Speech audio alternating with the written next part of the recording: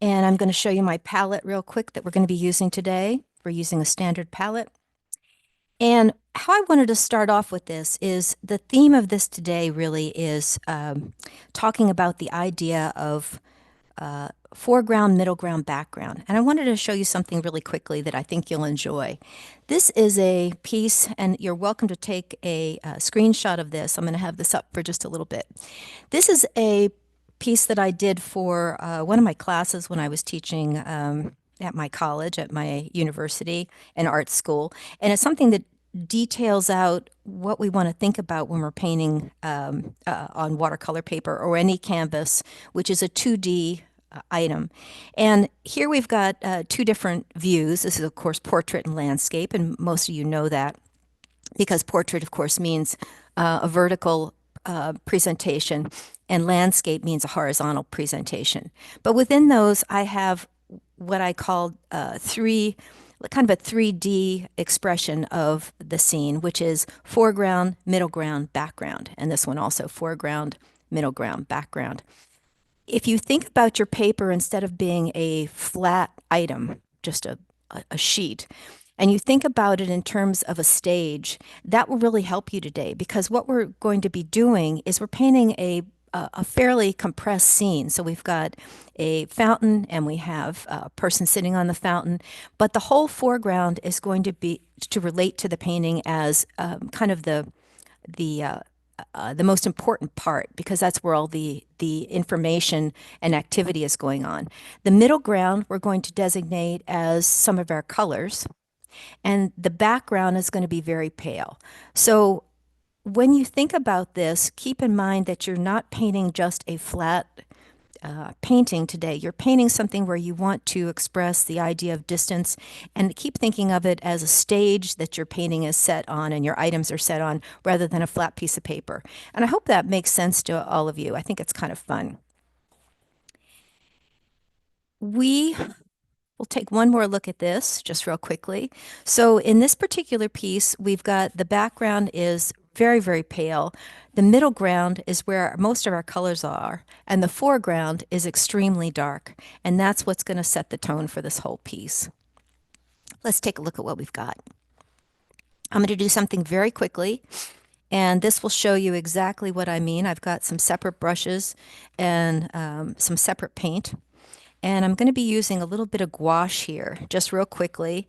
You do not need gouache. If you had a pen or you want to sketch along with me, this would really help you quite a bit in laying out any of your pieces that you have and thinking about them as foreground, middle ground, background. I'm going to put a little bit of black gouache out here.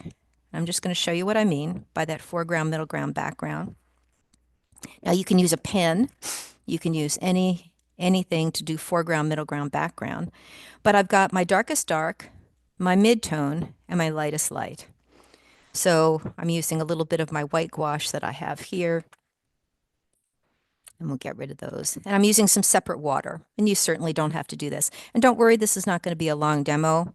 I'm just going to show you really quickly on this piece how it suddenly comes alive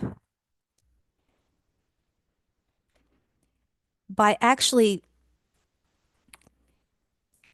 creating a plane in the foreground. And we're going to do this really quickly. This is my foreground piece. I thought this was quicker than doing it with pen. And here's my gentleman sitting here, could be a lady.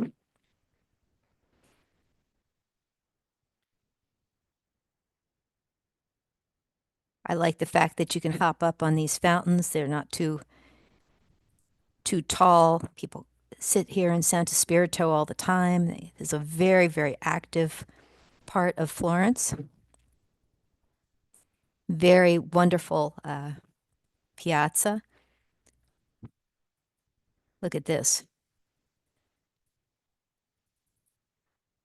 Do you see how suddenly this foreground dark sets a stage for the background light? And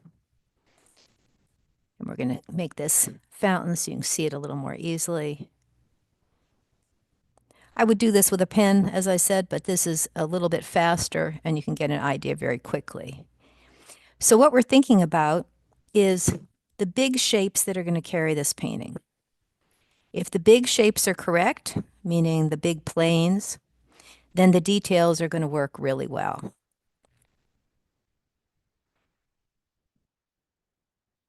Okay, so we've got our foreground. Now that doesn't mean that there won't be other darks that'll appear inside here, but it means that this foreground piece is really kind of settled. Now we've got a mix, and you can do this with, if you have Payne's Gray and you have some white gouache, you can also do this as a small piece. I'm doing this a little bit larger so you can see it. I'm going to mix a mid-tone gray.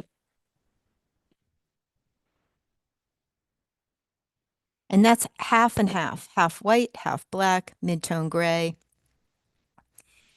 That's going to be where my colors are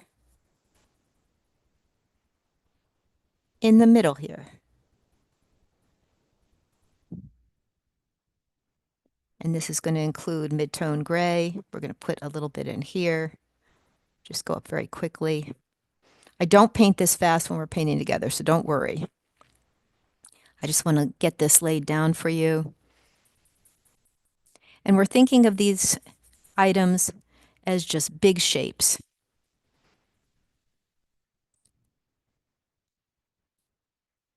And we're going to eradicate this in the background. So what I've just done, as I would do if I'm doing a pencil value sketch, is I've designated my foreground, going pretty quickly here, foreground, middle ground. We have two right now, or we didn't follow through, so it would be two. There we go.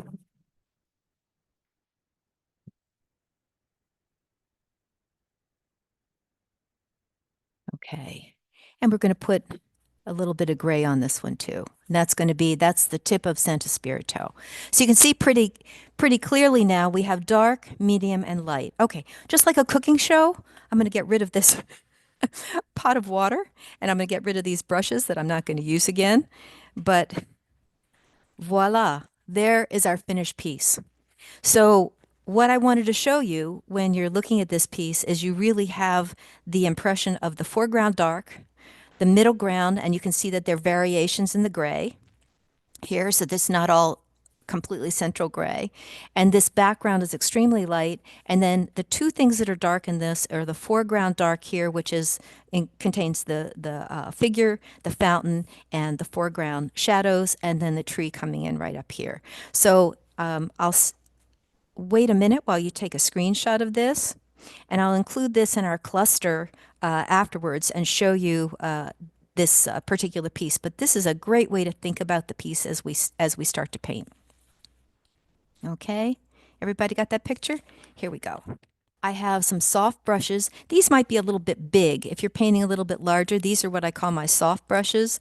They are squirrel hair, natural hair, and they point very well. And then I have my two brushes here, very pointy, and a detail brush, and also a little scrubby brush if you wanted to use this for your, this would be used for your trees if you like. And we'll put that aside for just a second. So we're ready to go. We're going to spritz our colors, get them all nice and juicy.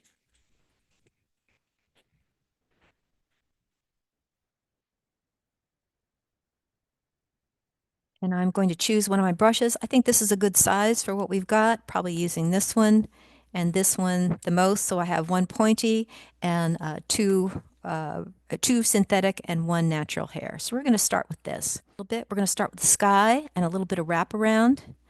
Here we go. We're going to take our cerulean blue and a little bit of cobalt blue. Mix them together.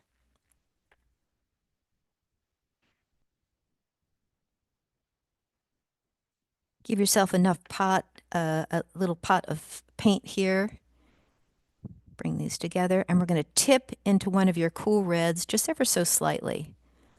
So it has just a little bit of separate color with it, but it's still fairly bluish, sky bluish. There we go. I'm going to start on dry paper, and we are going to pull all the way across.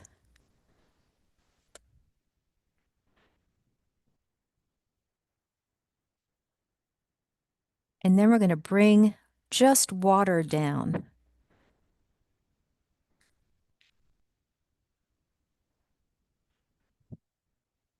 And we don't want to paint flat,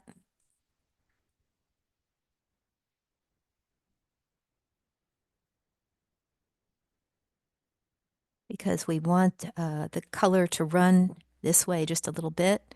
Now, if you have accidental marks here, they come in. Don't worry about that.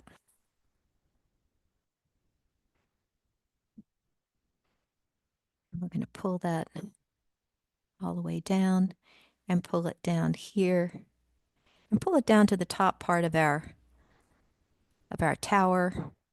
And we're also going to put a little bit of that blue in the windows here.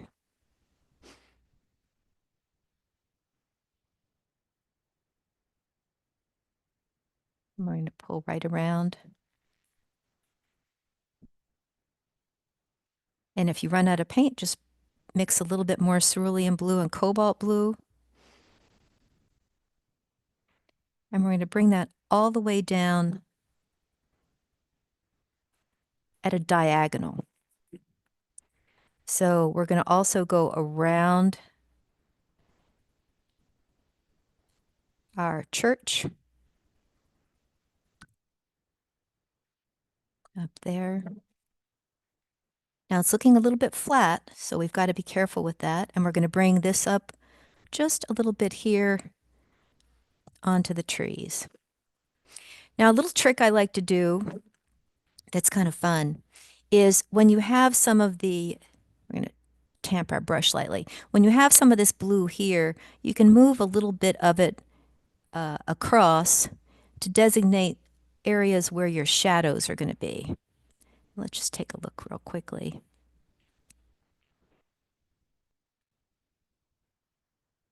I'm going to pull a little shadow in here, little shadow there, but this is going to be diagonal. And now I'm going to put my brush aside and I'm going to get myself some Kleenex or some towel, and I'm going to do a few diagonal clouds. And I'm going to go across.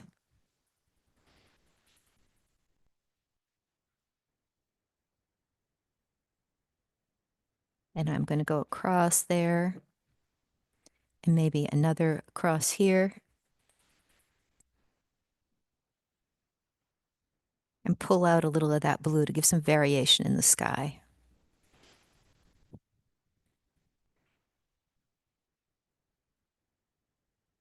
There we go.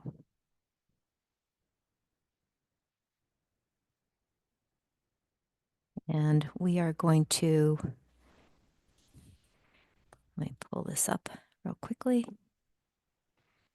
Just let that get a little bit lighter here. And if it doesn't come out completely there, you can take a little bit of water, top it into that area, and just pull the blue out. Now, that being said, you're going to go back in with your blue. Now, this is an area where you want water control, so you're going to tip back into your cerulean just a little bit. And while this is wet, we're just going to go across the top ever so slightly. And we're going to spritz. We're going to move this down just a little bit, get this a little bit spritzier, and down just a little bit. Now you can sometimes move that cloud shape with your fingers if you want, manipulate it a little bit. A little bit of variation up there. A little spritzing. Okay. All right. Rinse your brush. Tamp your brush. You guys can see my water pot here. And we have our blue area here. We're going to go for our lights now. So we're going to bring in a combination of, we're going to tip into our yellow ochre. We're going to keep that up here near the yellow ochre. Got a little bit on there, which is fine. And a little bit of burnt sienna.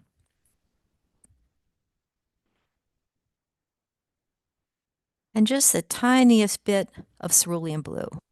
Tiniest bit. Just to cool it down ever so slightly. And we're going to take that color, and actually that's going to go down almost to the bottom of the piece. So we are going to lightly go into this area. Now it's going to turn green over top of where your blue is, which is fine.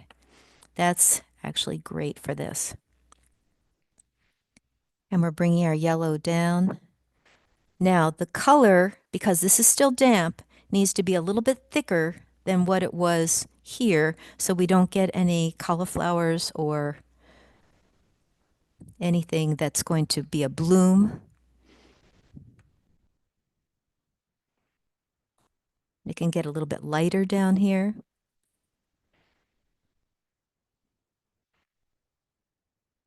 Wait, if we run out of paint, we can mix it again. Yellow ochre. Now, if you want a little new gamboge in there too, to make it brighter, you can also do that. It can be a little brighter down in here, down into this area. And we're going to go all the way around the fountain and all the way here. Up into this area. Don't want any hard edges there. If you get a hard edge, just go ahead and pop that down with a little bit of water.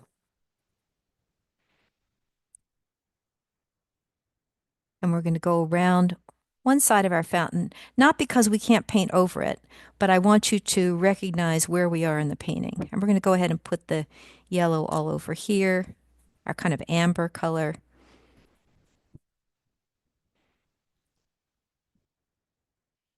And it's going to go over everything here, all the way down.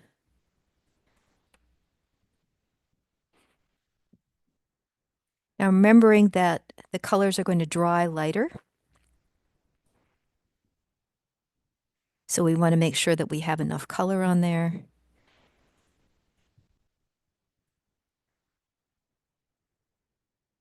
And we're going to go all the way to the bottom. My brush could have been a little bit bigger.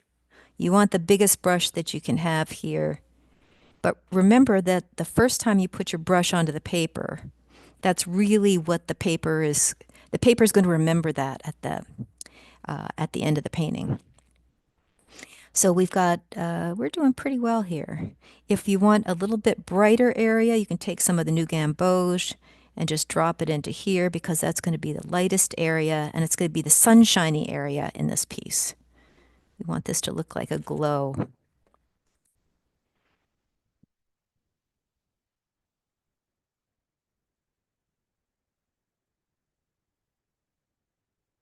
Okay, this is all wet now. Great. We can spritz it ever so slightly if it's getting dry for you. Should not be shiny. Should be just a little bit shiny. Should look very moist. And our sky is looking very nice. I really like, I'll pull this down a little bit. What we've got here. Just pull this down ever so slightly.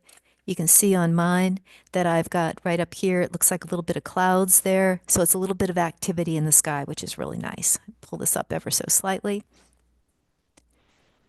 Okay, we're going to go into our cerulean and cobalt again. So we've got our mix here. And now we're going to go in and we are going to be making green, so that this area now is going to be turning green by adding our blue into our existing yellow. And it's a smoky sort of color. So don't worry if it gets bluish green. You don't want too much blue, but you want enough so that it's going to look like a little bit of background little bit of background foliage. Don't want any big edges there. If you get a hard edge, go ahead and tamp it out.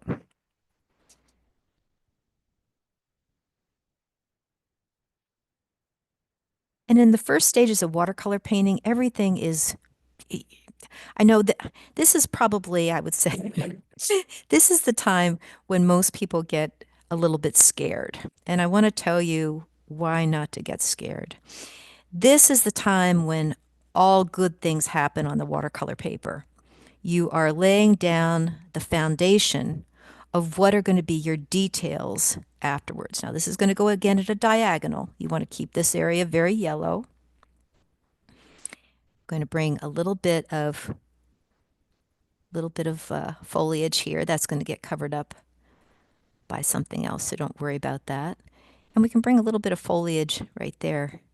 So it looks like it's coming popping around behind the window of the tower. And just a little bit over here. This is the time when beautiful things happen on your watercolor paper. People are going, oh, okay. I don't know if it's happening on my paper, but it is happening. And what's happening here is you're getting a foundation of beautiful color that is going to, you can use or not use, cover up or not, as you start painting. So this layer that's coming in now, this is a layer that's really important to your whole painting. It gives you the idea of kind of softness. It gives the idea of the idea of the objects here, it's not here. And if you think about it, this is the way our eyes really see. We can do some variations in here too. We can actually do a little bit of mix if you'd like, if it's getting too blue. So we have our pot, we did make our light pot here. Hang on one second. Got a little tainted. This was our light pot, right? So this was our yellow ochre, a little bit of gamboge, a little bit of burnt sienna, and just tipping in with a little bit of blue. Okay. So now we're going to make a little bit of green here, which is kind of nice. So we are going to start with our cerulean here. And we're going to put in a little bit of gamboge. And maybe we can do a little bit of cobalt and a little bit of gamboge to get that smokier look of the green. So if you want to add a little bit more green into some areas, that's okay too.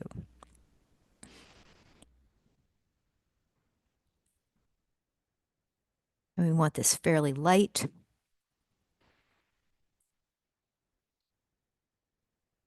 You're just tipping in with the color. Now this color is thicker than the wet mix you have on your paper, so it should probably not bloom, but if it does, that's okay. We can also tip into our burnt sienna and just do little bits of burnt sienna in here. Little bits of dark, just a tiny bit. Just little tips here. Maybe I don't want that one.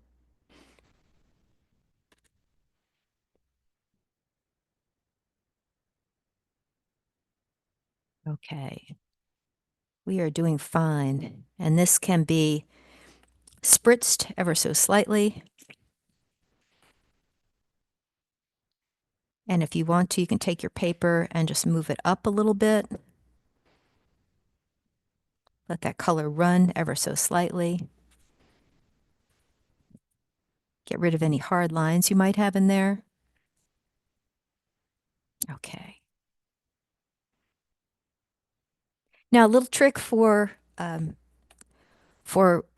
testing your paper. Usually what I do, if I have my brush in my hand, I'll hold my hand like this, and then I tamp with my little finger onto the paper before I start doing any type of painting. Let me move this up just a little bit. I'm gonna bring this.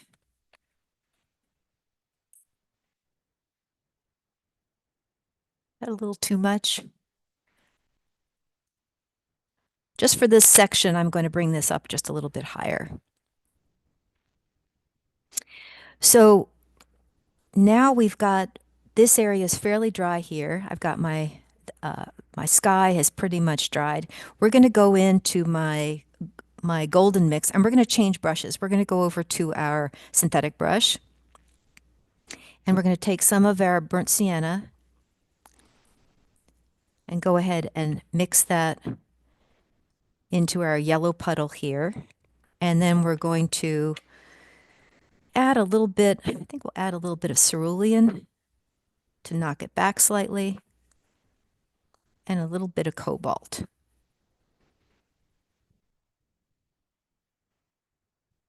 Okay, we've got a little bit of cobalt there.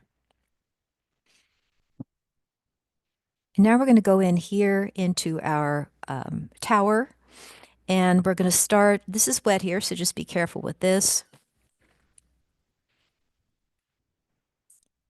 Pull over here. Hang on one second. Okay. So we are going to pull down here with my pointy brush, and maybe just a little bit of color on there. You can go fairly slowly. The thing that you want to think about here is the edge of the tower need not be super straight. So we've got this coming down around our window, and that's going to be a square bottom there. And if your brush has a good tip, you can bring out some kind of ragged little pieces here.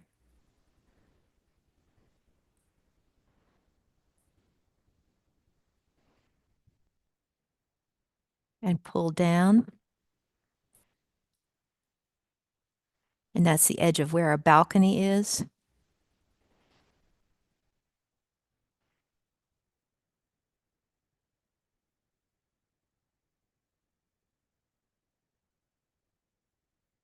Now, when I painted this larger. So today I'm working much smaller for the camera. This is 9 by, a little over 9 by 12. And we are just kind of working a little bit smaller here. So you've got to go a little bit more carefully with your brush. Let's see how we go over our edges. Now, we're not trying to match all the edges. We are just letting the brush, as a teacher used to say to me, let it dance on the paper. And we're going to tip back into our water and our wash, and we're going to bring that. This is the edge of the building coming in here.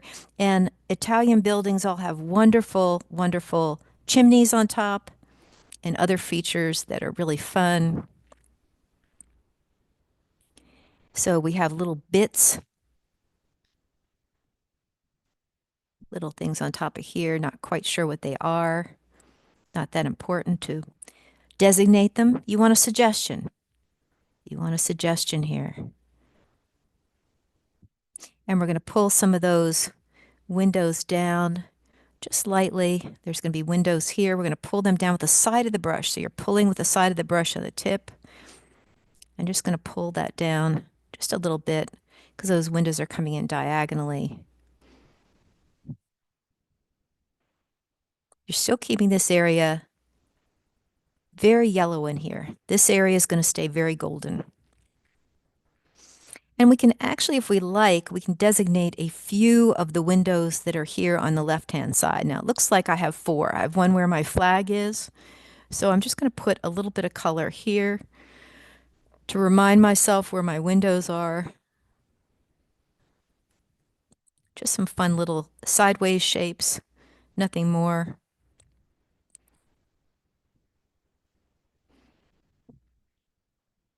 I'm going to rinse my brush, tamp my brush. I'm going to move my painting a little flatter now so you can see a little more carefully what we've got. I wanted this to run down, so we are doing fine here. Okay, while this is wet, we're going to go into my blue pot, which is my cobalt and cerulean blue. And we're going to bring in some of that blue in here. While this is still wet, let's spritz this ever so slightly. And if it gets too blue, we can put in a little bit more burnt sienna. In fact, we can actually take our blue pot, which we will not need anymore, and we can add some burnt sienna to that. Cerulean, cobalt blue, and a little bit of burnt sienna. That's a dark. And we're going to bring that down here. We're going to pull that just a little bit across. It's going to go down. This is the shadow side. Santo Spirito is on the, and Lois will help me with this after if I mispronounce it. It's Oltrarno, on the other side of the Arno. So the light is actually, the eastern light that's coming is coming this direction. So when you're painting a painting, you always want to think, where is my light source? And then where would my shadows be? And we can bring that dark, these little guys here. This is just with my little bit of my pointy brush. And we're going to tip into my burnt sienna. This is the underside of the overhang. I don't know if I'd want to be out on that. We're going to pull this down.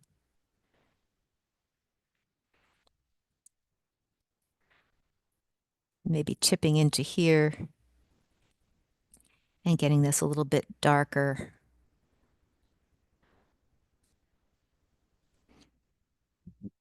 While it's still damp. Don't worry about making a thing. These are just bits. These are little areas that are up on the roof. We really don't know what these are.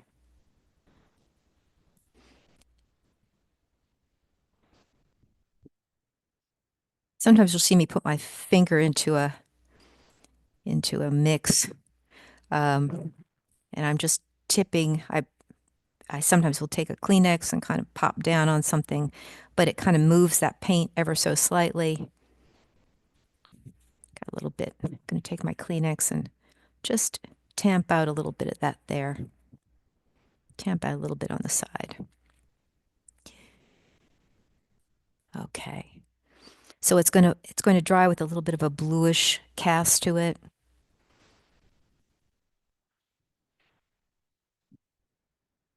Let you catch up with me. Two ways to hold the brush while you're painting. One is, of course, when you're painting and you're bringing a stroke down. The second is to hold the brush lightly, like you're throwing a dart, and then let the brush tip kind of just, I know I said it before, but dance on the paper a little bit. The third way is to take the brush and actually load it and then pull it down. All three ways will give you a different look in your painting, and that's what you want to kind of explore when you're not doing projects such as this. What can each of your brushes do in your little cadre of brushes? There is a bell up here, so we're going to put a little bit of dark right there. We're doing okay. All right. And we can, while this is still a little bit damp, let's see what we got here. We're going to take, I think we're going to go into our little bit of our yellow pot again, and we're just going to bring a little bit, we're going to bring a little bit of background interest over here. Just maybe a little bit of these trees going back in space. This is a tree here that is the foreground tree, and it goes a little bit beyond where the bottom of the fountain is, the feature here. But I'm just bringing in some branches, and this is still damp. And if it's not damp enough, give it a little bit of a spritz. A little bit drier here in Western United States than I'm sure it is in the rest of the world. And we can bring in tip back in, add a little bit more burnt sienna to our puddle here. So we've got 3 puddles going right now. We've got a warm puddle, a cool puddle, and a green puddle.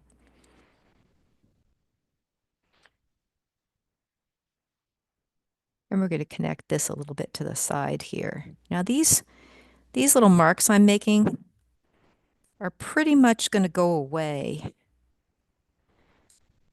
when we finish. But we just want to have them so we can have little bits of stuff in the background. Not quite sure what it is, but this tree coming down here is great. We can remind ourselves that a shadow is going to be going that way. And then you're going to spritz this again. Just let it kind of move in there. And if this guy's getting too dry, we're not going to work up here right now, so we're just going to spritz it ever so slightly. Let some of those colors mingle and merge. And we're going to go back for details after. If this got a little too dark, and I think what's happened for me now is this got a little bit solid here, so I'm just going to lift a little bit of that out, just the tiniest bit.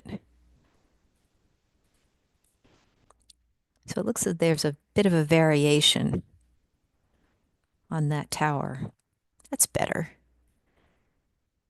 Doesn't look too motley. We're just going to bring that down just a little bit. Okay. So we are ready to go. Now what we're going to do, which I think is kind of interesting, we are going to be painting the whole foreground. And if you remember, I always feel like Julia Childs when I come in and I show you this effect, and then we go to this suddenly. This piece really dictates what we're doing in this piece. So you can see here that, and if this makes more sense to you now, this is an entire dark and connected area on the bottom. This middle area is where our colorful area is going to be. And our background is where our lightest light's going to be. The 2 darks that are going to come in are the tree, which is the overhang, which is I was sitting under, and then the foreground dark. Those are the 2 darks that are going to frame this whole piece and set this mid-tone and the light tone back. So we're kind of prepping everything that's going on here. So if you think about this again as a stage set, we're setting the stage here and we're just about ready. Okay. So we have a foreground dark here, and our foreground dark is definitely not going to be black. It's going to be colorful, and we want that area to be very colorful. That's going to be a dark that's made up of your blues primarily with burnt sienna. And as we talked before, and if you took any of my other online workshops, you know that your colors are sequential in dark and light. So cerulean blue is the lightest. We use that in here. That's going to stay kind of in the mid area and background. Cobalt blue is your second dark. Ultramarine blue is your third dark, and then Prussian blue is your darkest dark. So if we have them on our palette in progression, you'll always, you can do that for yourself, and you'll always remember that this is the lightest, second darkest, so cerulean, cobalt, ultramarine, French ultramarine, and then Prussian blue. If you have other colors, maybe you have indigo or you have Windsor blue, that would fall into the darkest area here as well. So we're going to pick not the darkest dark because our light is not that intense. We're going to pick the next one down. We're going to go in with some ultramarine blue.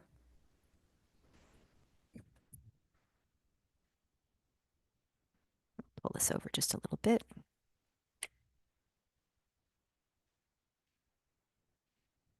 We're going to go in with our ultramarine blue, and we're going to go in with burnt sienna. And that makes a wonderful, colorful dark. It will also create a bit of graininess in the mix. So we want it to be a little bit on the blue side. And if you want to put a little cobalt in there, that's okay. This is our blue pot. Now it's becoming our dark pot. So we're going to be starting over here, and we're going to start with our pointy brush, and And we're going to go in carefully here. This is all dry now. You can test with your finger. You can look at it. It has no sheen on it. It's the paper is buckled, but it is still somewhat damp, not wet, but it's going to be, we're going to keep this diagonal area nice and light. So we're going to go in here and we're going to cut the top of our fountain. And I'm painting fairly small here, smaller than when I was on location, which is okay. And we're going to put our birds in now, or just the thought of birds. We can go back in later and get them a little more detail, give them beaks. We don't want them to look like tiny people. So we're going to pull that across.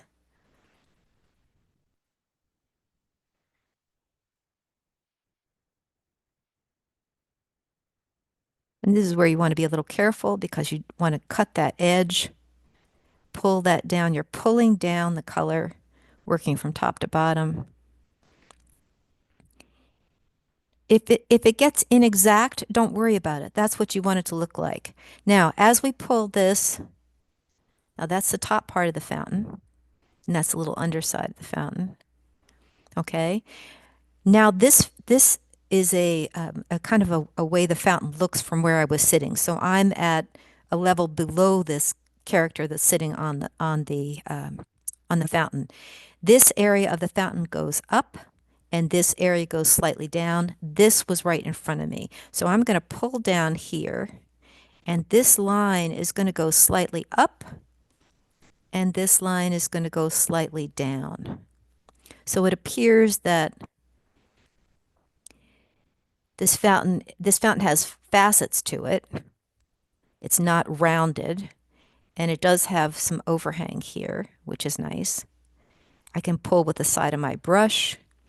And I'm also going to make a connection, and I'm making that connection to the side of my painting. Now you're kind of going, well, what is that over there? This is going to be where our cafe is, over here.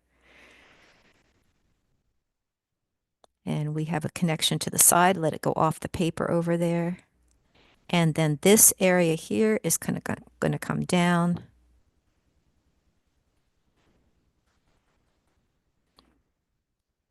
Now, if it gets too dark, you can put in a little bit of cobalt blue and it'll make a bit of a prettier color in your fountain. You don't want it to go black.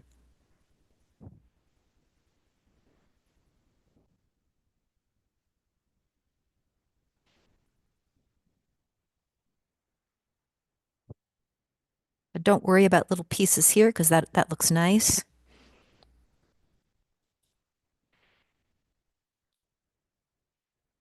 And we have a little bit of cobalt, a little bit of burnt sienna. I'm sorry, a little bit of cobalt, a little bit of ultramarine blue, and a little bit of burnt sienna.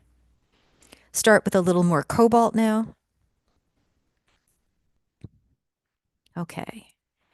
Now, here's where we're going to start actually pulling across. We are going to also do our character here. And our man that's sitting on the edge of the fountain, we're going to go ahead and paint him in with the tip of our brush. Now he's kind of in shadow. So as the light comes across Santo Spirito in the morning, what's really nice, and this is the best time to paint if you go into this area of Florence, this whole front area and the fountain is in silhouette to the background, which is all lit up, and the dome's very lit up here, and this tower is all in light. So this area stays dark, and the trees shadow this whole area as well. So we're going to be taking our character, our man or woman, whoever you decide that's going to be. I like the hat on this guy. I think actually he was sitting here drinking a beverage at early morning. I'm not sure what was going on. And we're going to just bring the hat down here. He just became a nice shape. He was a nice shape. And if you look at the photo that I just put into the cluster into our site, you can see that this is there are figures that are in here. His back is going to be just a little bit rounded because he's relaxed. Maybe he's holding on to something. Not quite sure what it is. Okay. Now with a little bit more cobalt blue and a little bit of burnt sienna, we're going to go across here. So let me see if this brush works for me. I might change to my other brush. We're going to pull across and pull across. And if the brush skips, that's great. You want it to skip. You don't want this to look solid. This looks really nice. We're pulling across here. And we're going to connect that shadow here. Leave little bits of the yellow showing. You'll never get that back. There's no way to put it in there. And we're going to bring just a little bit of shadow here and a little bit of shadow there. So if you add the cobalt now to that mix, it's going to start to separate a little bit more. And we're going to bring it all the way across.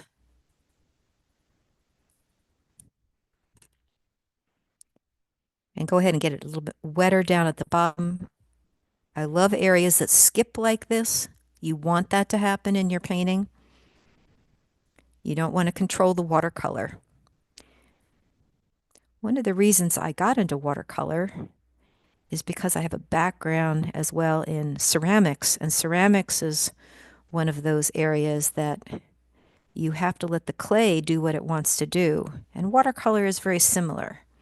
It has its own mind, and it'll do what it wants to do. Now, what we've done here is we've connected everything. We're going to bring a little bit more cobalt down into here. You're going to tip into your cobalt. No water. My brush did not go into my water pot. And we're going to bring that cobalt right across the bottom.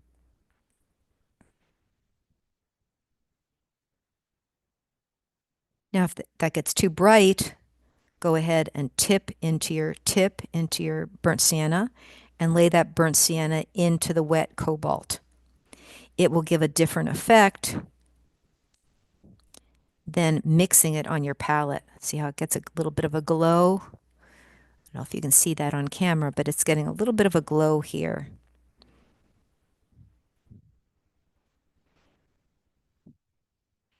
And we're going to go back in with our cobalt, bring a little bit of cobalt, and we're tipping into our wet paint.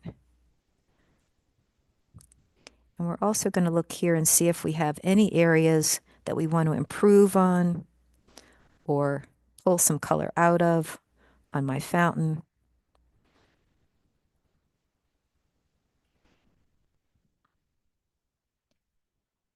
There we go, all the way across, all the way across. Now, we've got just a little bit of action in the back here. We are just going to put in just the very littlest bit with our brush, just tiny bits.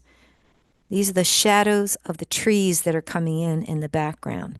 And the shadow on this tree will also be on this side. So it's just a little bit. Smallest move in there. And again, connections, connecting to the side of the paper, connecting off this side, and allowing that color to just move and mingle. And if it's not moving and mingling, we can spritz just a little bit.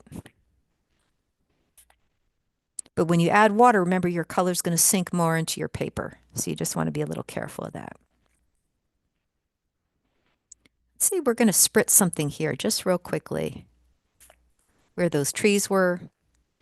And while this is damp, we're going to take a little bit of a cool red. Now, it can be any cool red that you have. It can be any cool red because we want this central area. This is my foreground area.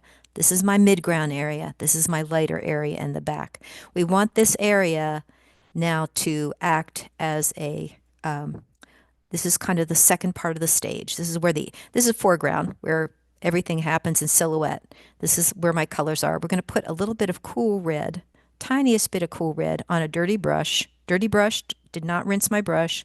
Just pull it back here just ever so slightly. We're not sure what it really is. Maybe it's an umbrella back here. Maybe it's something we can't really see.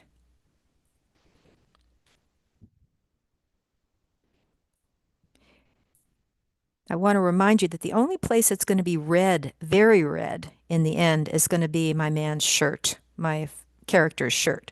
So everything else is going to be slightly dull in that regard.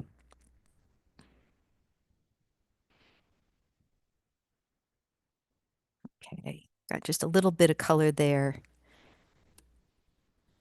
And we are doing pretty well. I think I've got one thing I want to fix here, and that's just the edge of my fountain, and bring those edges out ever so slightly, just a little bit. Okay, and it should look fairly ragged like this. It's okay to look ragged. Let me come in. I'm going to come in with my camera and show you. This is a kind of fun aspect of this camera. Let's see if I can come in.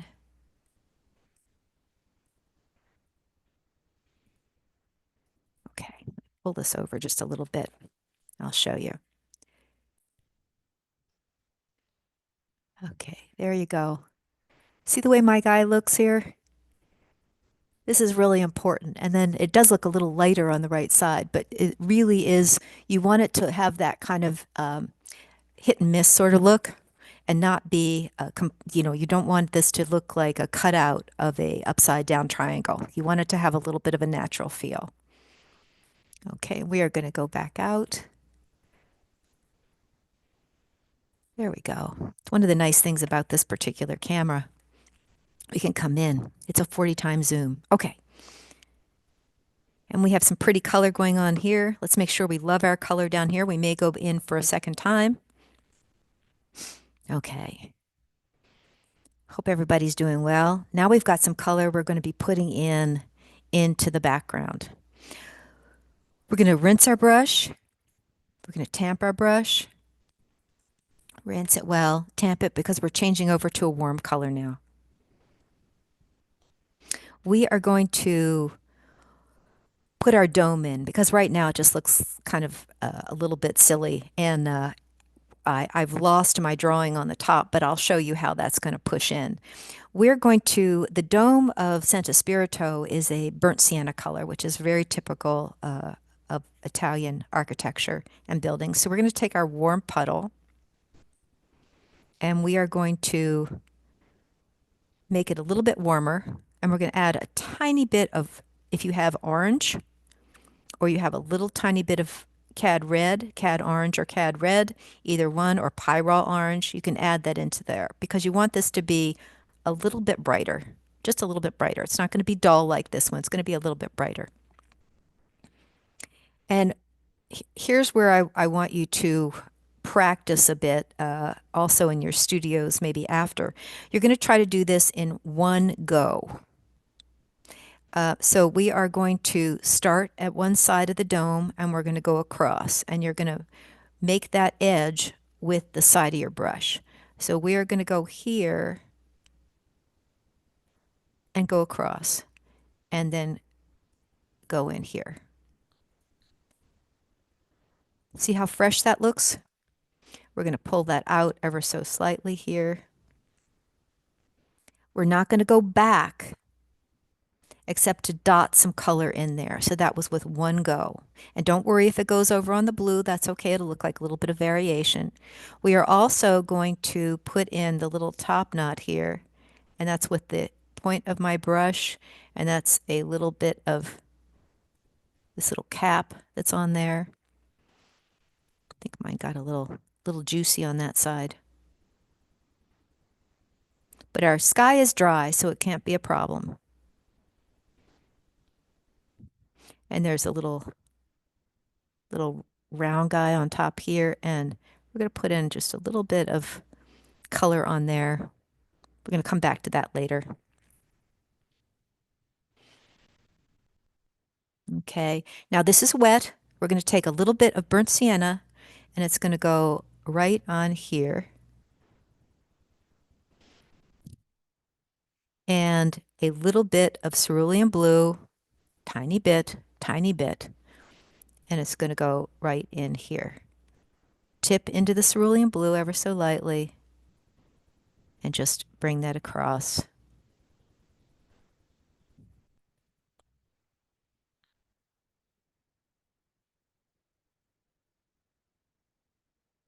Okay. And we can bring that down ever so slightly here. Tamp that. That got a little bit edgy for me. And if it does get edgy, what you can do is instead of spraying it, you can take your brush, rinse your brush, tamp your brush, and then just wiggle your brush on the edge of that line if things get a little too edgy. But our overhang is going to cover that up, so don't worry about it. Okay. We're going to take just a tiniest bit of that blue mix and pull it down here on this side. That's where our shadow area is going to be.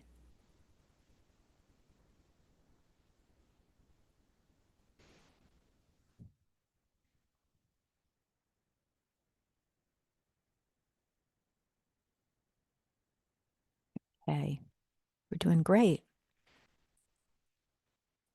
Everybody's doing well. Okay, we're going to see how this looks as it dries, and we may put in one more glaze. We're going to put in a glaze on this bottom of some color. It's still, my paper is still warped, and it is still damp. Probably not as damp as some of yours, but that's good that it's damp down here, and it's a little bit buckled, which means that it still has a lot of moisture in it. So we're going to now go over to our left side of the cafe. So this square is interesting, and on the background there's all kinds of people walking. We're going to put in a few people there, a little bit of grays, and we're going to put in our umbrellas here. So let's switch over. We're going to switch over to a smaller brush. I've got my detailer brush here, and I have to do that because this is smaller. We're going to put in one color over here that's going to be what I call an alien color, or a different color in the whole piece. And it's only going to appear twice in this painting. It's going to appear here, and it's going to appear up in the bell. So we're going to go into our green pot. We don't need any of our greens anymore right here, but we're going to go into anything that is a brighter or a more significant green. In my case, I have Viridian green.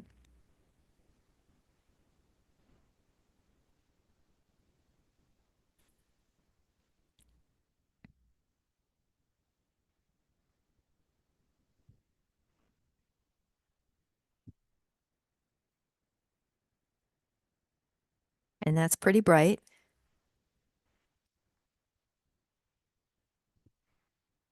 And we're going to add a little bit of red to that. Now, this is going to be the basis of some of our shutters, but we're going to make this one, this particular one, very, very green. So this one is green and a little bit brighter, and we're going to put that umbrella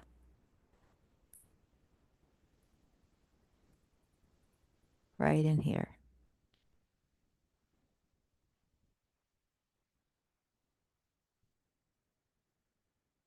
Now, the umbrellas here are quite important. They're one of the trademarks of the cafes. And with a little brush, tiny, we're going to bring that stem down, and then underneath there's a little bit of the detail here. You can see that. We're going to take the green and pop it right on top of there, and then we're going to take our cobalt and put it right on top of there. So this is going to go a little bit more blue-green.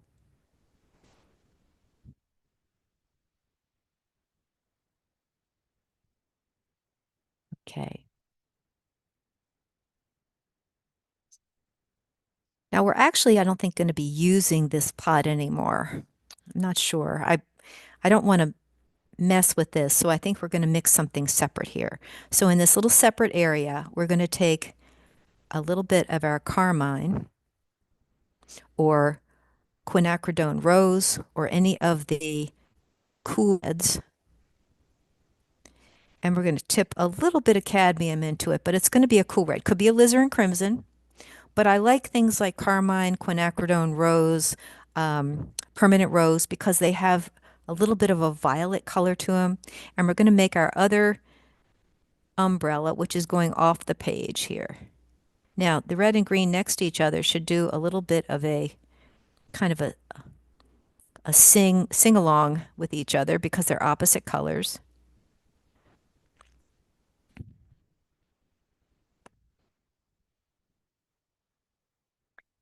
And we're going to pull down a little bit of the umbrella underneath. Now, we're going to take some cobalt blue and put it on the underside here.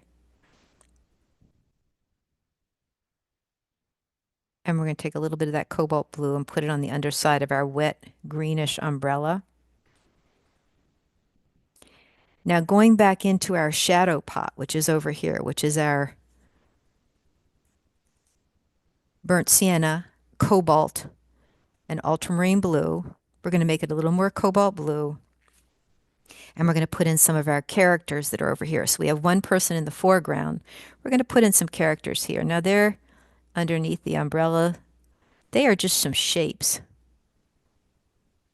Just a head and a little bit of a body. Maybe that person is, there's another person sitting here at a table. These are just shapes. They really are not much of anything, but they're going to be connected slightly over here. I want to give them legs. They're just standing in the light in front of this cafe.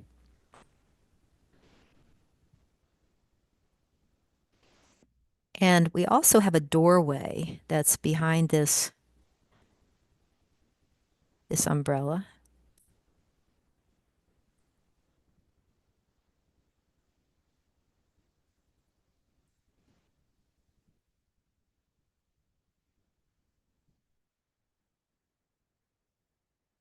And we're going to put some tables across here. These are just small moves. And we're going to rinse our brush, tamp our brush, and then we're going to fuzz the top of this umbrella.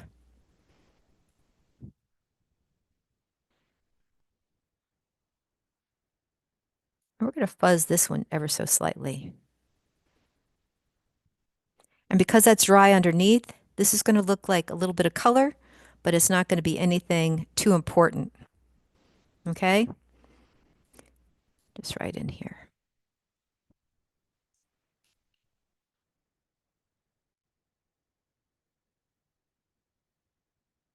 There we go. The way your eyes would see is you're looking right here, and then everything to this side is going to be a bit more out of focus. This can be slightly out of focus here. We can also take that gray that we have, and we're going to bring that up into our windows. So we're going to lay down the foundation for the windows here. This is kind of that gray, which is the combination of cobalt blue. You add a little more cobalt to it.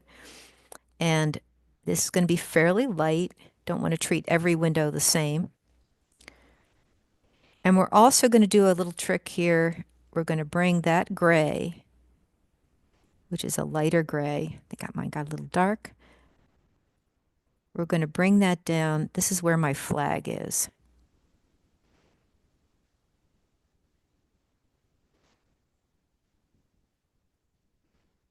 We're going to bring a little bit of that gray underneath the windows, as if there's a little bit of shadow of some kind. And maybe there's another window that's out here on the edge of my paper.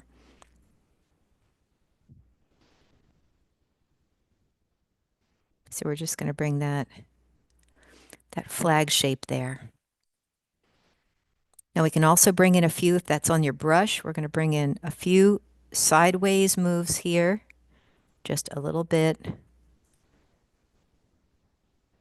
We don't know what this is in the background, just a little bit of sideways moves.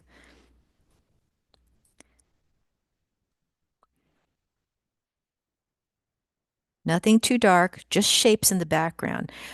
Santo Spirito has a lot of cafes, a lot of activity. We're also going to bring some people over here. So get ready. So these people will be at the same level as these people here. So we're going to put a little head, just a little shape. These are really indiscriminate shapes. They could be people walking. They could be part of a setup. There's usually on Saturday, there's a wonderful Saturday market here. Maybe some people walking back here. Maybe someone over here. To give a little activity going across here. We're not really sure what they are. The viewer's making up most of what this is. The viewer's kind of inventing all these little shapes.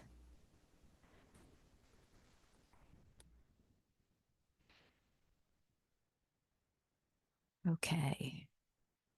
And if you have the chance to have that red color that you had over here still in your palette, pop a little, just a little bit of that over here. Could be maybe another umbrella that's on the other side of the piazza. Just going to give the eye. If you took my lemon painting workshop, anytime you put a color somewhere else, and the one object is semi-defined, that means that the rest of the colors that show up anywhere in the painting will be identified as that same thing. So as soon as we see this as an umbrella, this will suddenly appear as different umbrellas in the background. Okay.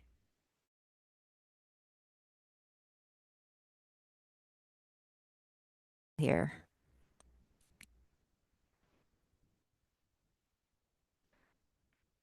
Okay.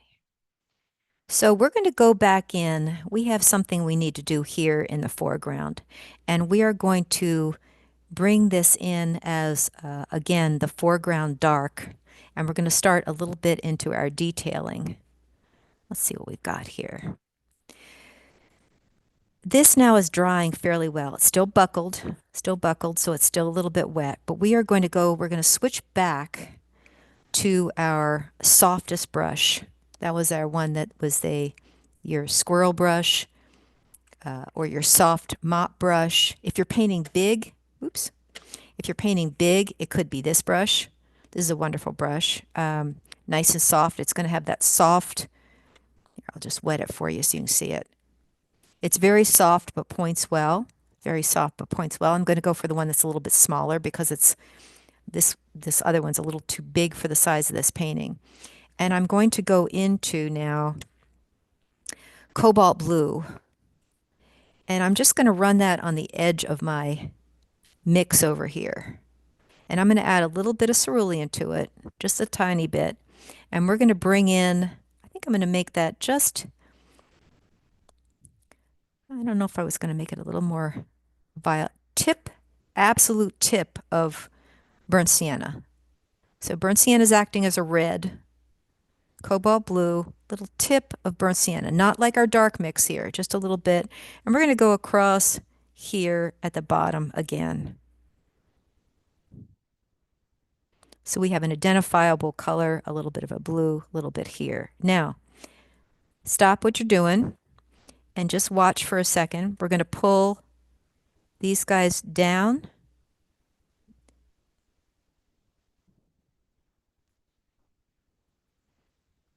So we have a little bit of few lines coming out here, just a littlest bit.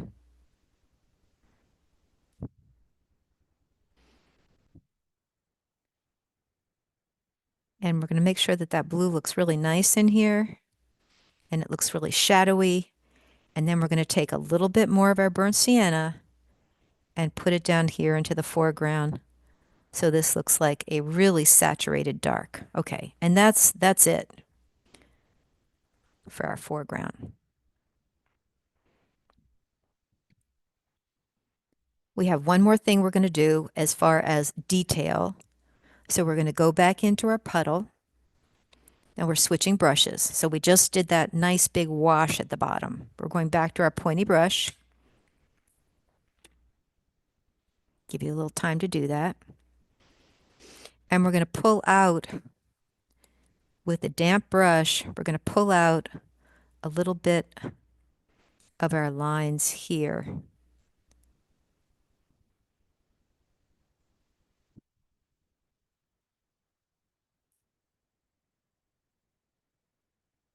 Just a few. Pull the color. Just pull the color ever so slightly. Now we're going to go back in with our brushes damp. We're going to go back into our ultramarine blue, burnt sienna.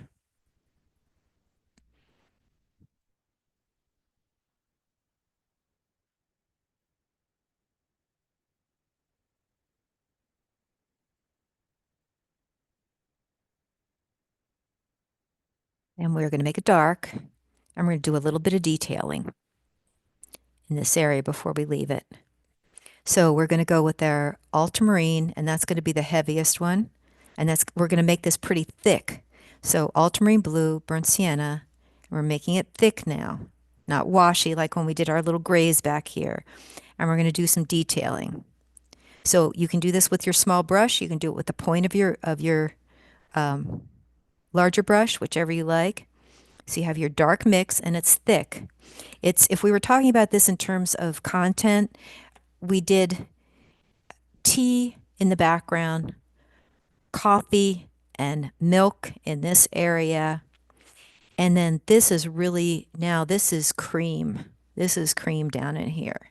And it's not butter because it's not going to be one of these soupy ones that looks grainy across the painting. But this is going to be very thick, and we're going to do just a little bit of detailing here on my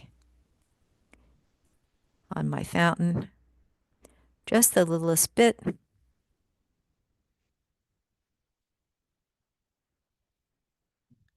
To give it a little bit of definition.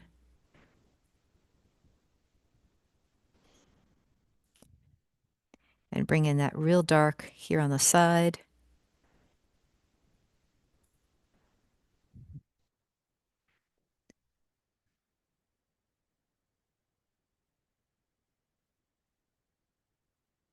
It's great.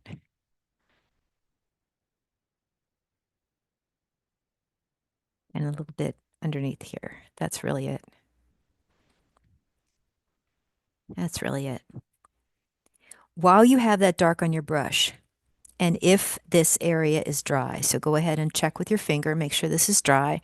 We're going to put one bird.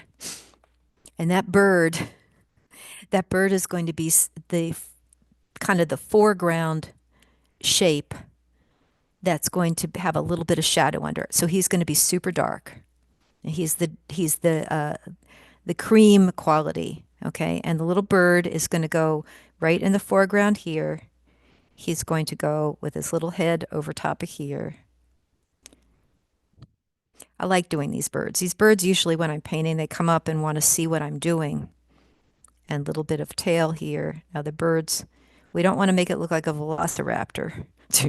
That's happened to me before in my paintings.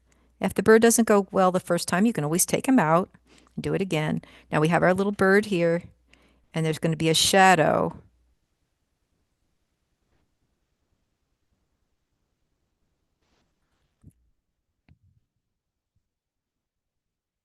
cast under that bird right here.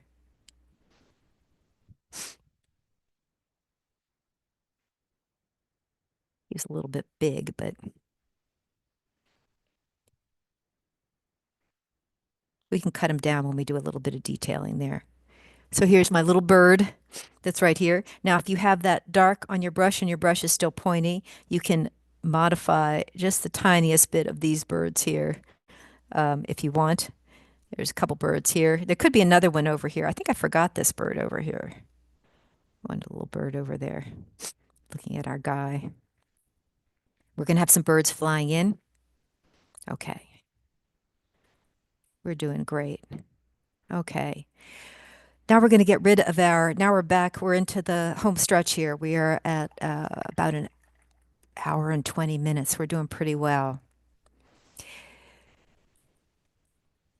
And we now are going in for some of our detail. So let's check what we've got going. We've got our darks are finalized. Our character here is looking pretty good. Our background is colorful, or our midground is colorful, and our background is light. We've done just about everything we wanted to do, except we have to put in the foreground dark for the tree. So we are going to now start in with some color and some detail. And I'm going to first go into some of the detail up here with the dark, a little tiny bit of darks. Let me see if I want to do color first. I think we need to entertain ourselves a little bit. Let's entertain ourselves. we are going to put in we're going to start over here. We're going to start with some of our windows, and we're going to take our smaller brush, which is this one. I have a low Cornell. It's a very pointy synthetic brush. So we're working with synthetic again.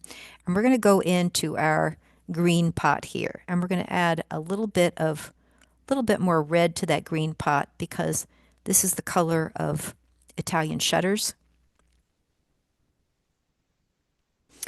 And we are going to pull down some of these shutters here, just right there. And these windows are also going to be green. Let the brush kind of just dance across the shapes. Don't make anything definite, nothing too definite.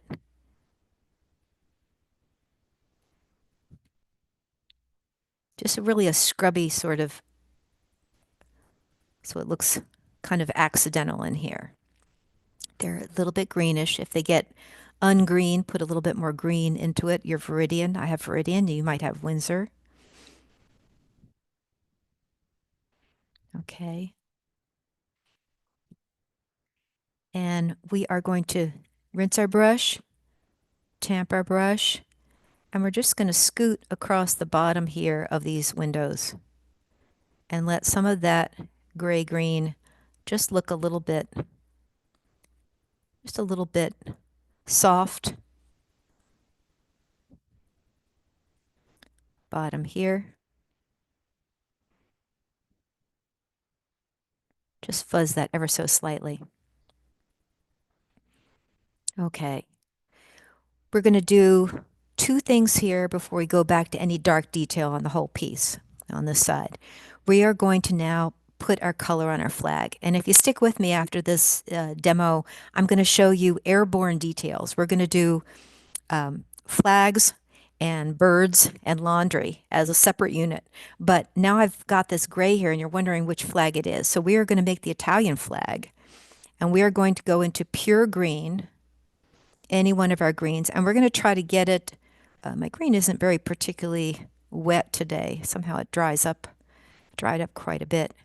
And we are going to go right into the green, and we're going to make it a creamy sort of mixture. And the green is up here. We're going to point down, and we're going to take our green and put it in here at the top. And you're kind of going, why did I make it gray before? Because that's going to show you how you can actually make a flag look realistic. And then we're going to take our strongest red. Could be cadmium red, could be vermilion, could be cadmium red light. You want it to be an orangey red, not any of the, this is the only other bright red that's going to be here, here, and here. And we're going to take that and put it on our guy also. And that red is going to go right down here onto the flag. Creamy and right on top of that gray. There we go. Now, while we have that on our brush, we're going to go into our man here, and we are going to put that bright red right over top of where he's got a t-shirt on, is what I thought. And we're going to make this area where it comes down a little bit diagonal. And again, make sure it's really creamy. Okay. Okay, good job. Is there anything else we want to do with red? No. We're good. Okay. Rinse your brush.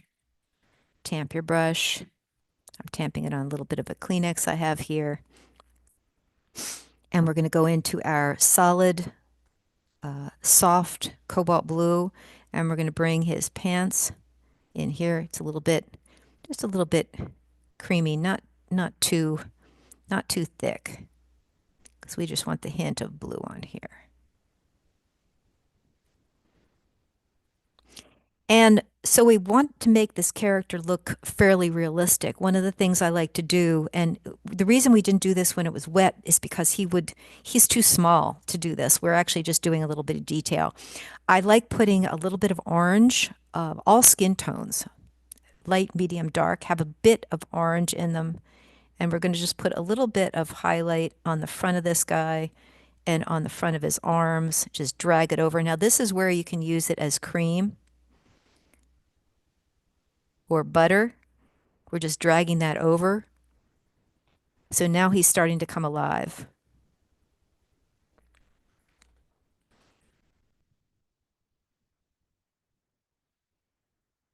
Okay. And we're still leaving it just a little bit shadowy.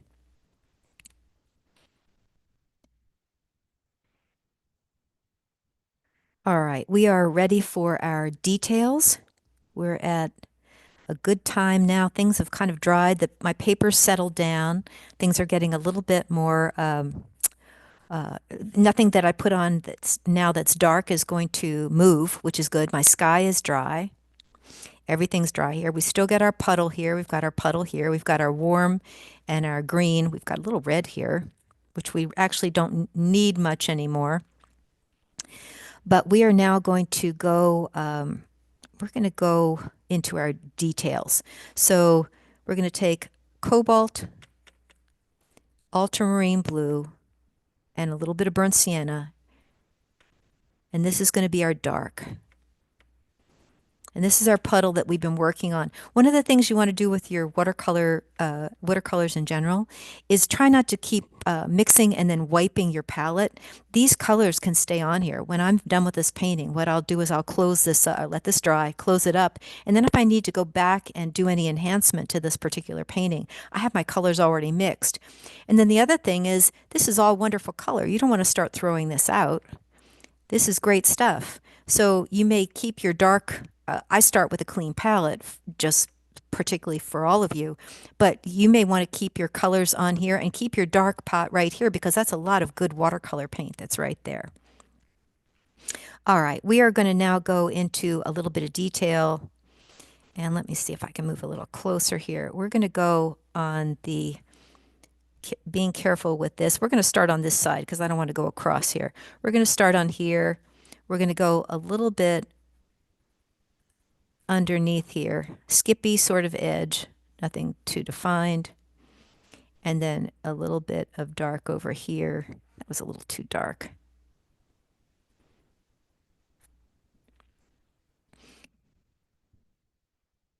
And get this just a little bit grayer.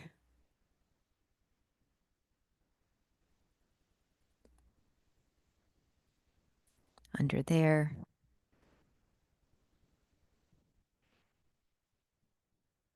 And now we've got a little bit of the cross on the top of here, or it can be just a little bit of, almost looks a bit like a weather vane, but it's a cross. This is the top of Santo Spirito, and a little bit of a line across here, just ever so slightly.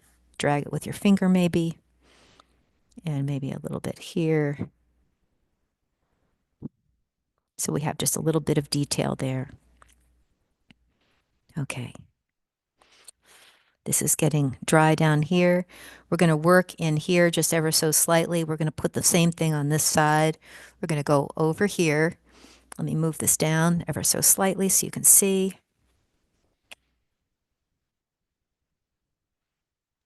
We're going to bring our little cross up here. And we're going to go dark on this side.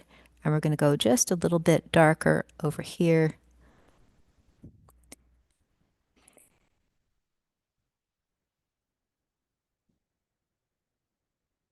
Remember I told you that we're going to have a bell up here? So in here, we're going to have a little bit of a partial bell shape that's going to be sitting out here. And those are the things that hold the bell into there, into the top of the steeple. And there was a little bit of a, not sure really what that was over here. It was like a small piece of iron that was sticking out of the side. I do remember it as I was painting.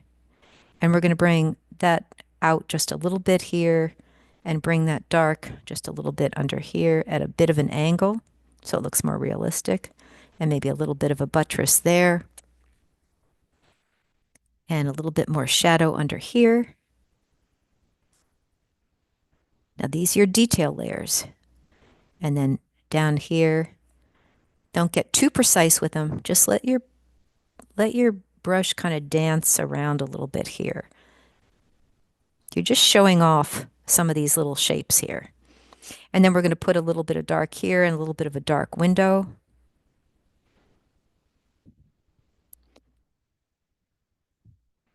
And maybe there's a little bit of a dark on there. So just indiscriminate sort of shapes. Now, we're going to go down to here and bring a few darker darks down into here with our dark mix. Not all the windows, just a few. So we're going to go here. Again, you're pulling with the brush. You're not going this direction. You're going sideways. Sideways. And we're going to not do all of them. We're just going to pull a little bit down on here. So we have some darks under here. We're also going to bring a dark behind the edge of this umbrella. And that dark's going to connect to that fountain down here. Ran out of steam on your characters and you wanted to bring a little bit more dark into here, little tables or whatnot down on here, or you lost the edge of the umbrella, you can bring a little bit of detailing into there, but you don't have to.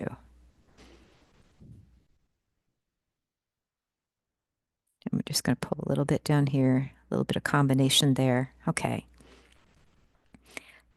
So we fixed our right side, we fixed our left side.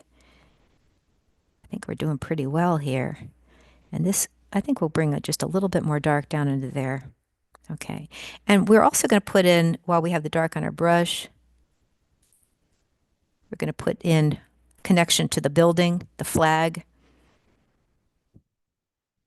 And we're going to put maybe one little line across here, just for fun, little connection.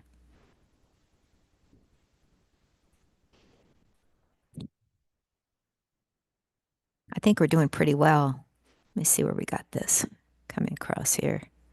I love the way that the edge of a building, especially this kind of tower, looks a little bit choppy. And we can figure that we have a little area there to correct. Okay, we're doing great. We are just about ready for our dark coming in with our tree.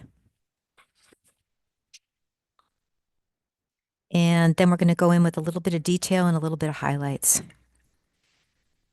Oh, I forgot one thing. I know what I forgot. The bell, we put that dark there, take some of the green. I told you the little bit of green was going to go over there.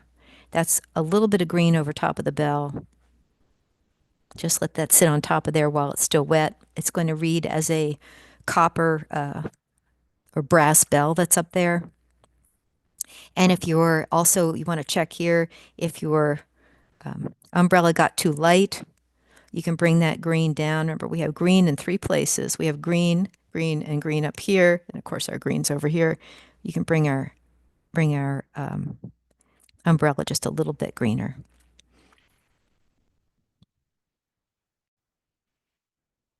Okay. We are ready for the tree. Okay. Let's just check what we've got so far. I'm going to let everybody catch up. I'm going to bring in my camera just a little bit. And I'm going to show you a little bit of detail, different areas. Okay. And there's my little bird in there. This looks very light. I don't know if I can shadow that a little bit, but this is the detail that you want in this area. Indiscriminate back here. We'll move this down. You can see in the top there, against the sky, this should show up as a really nice detail. All right. And then let's see if I can show you you can see my little guy here. We can come in a little bit further. Detail on my man. Detail here. This gives you a little better idea. And then we'll go up to here. Okay, we'll go back out.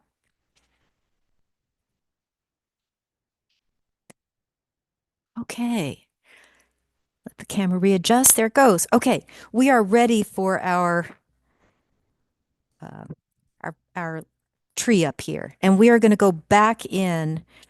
You can choose your brush. I would recommend for myself, I'm going to use my synthetic brush because it points really well and it's able to kind of make those leaf shapes. So we are going to take, I think we're going to take this green. Let's see if we want to do that. I think we do. We're going to not use our dark pot because that has too much burnt sienna in it. We're going to go to our green pot. We're going to reactivate our green pot if it's not wet enough. And we are going to take cobalt blue, nice amount of cobalt blue. We're going to use a lot of this paint. So we're going with cobalt blue, ultramarine, new gamboge,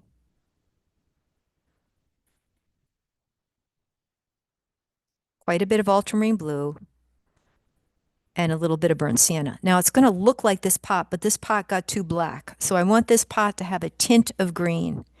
It's going to be just, I don't know if it's a color reference for all of you, but a hunter green or a deep green. And it's also going to have some variation in it. Okay, so here we go. That green is going to come in. Let's take a look again here. That tree is going to frame and go over my top of my Santo Spirito church. It's also going to create a little bit of a window hole here. Almost dropped on my paper, where the center of the church is. There's a circular window, and it's going to come and touch back down onto my little areas down in here. So now we've got our dark here, we've got our dark and our combinations here. We're going to bring that in. Okay, so here we go. It's going to connect to the upper part. We're going to scrub in that top part and bring this down.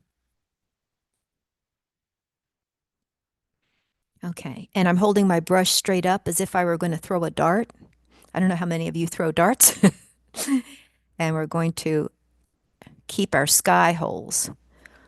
Loading our brush nice, and this is now if we're doing our tea, coffee, milk, cream, butter, this is between milk and cream. And we are holding our brush up here, and we're going to come in from the top. Make sure your strokes are branch-like and coming down. Now we're going to float some color into this, so don't be too worried if it's going to look all one color.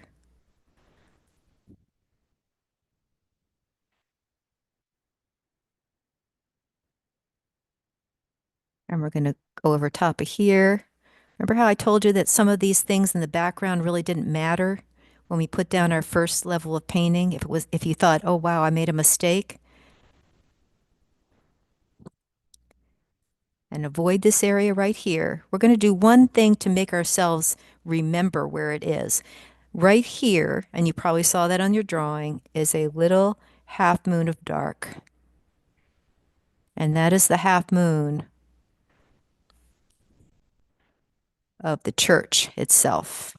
We're going to fix that later, but I didn't want you to go over top of that.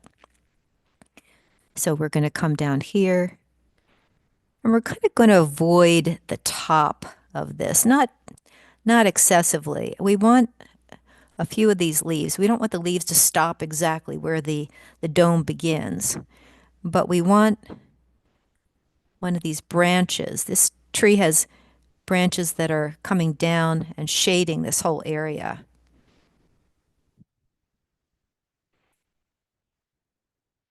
And we are going to go out to about here in terms of if you want to speck it, we're going to go out to about here, and we're going to come across here down to about this point. You saw that in your drawing.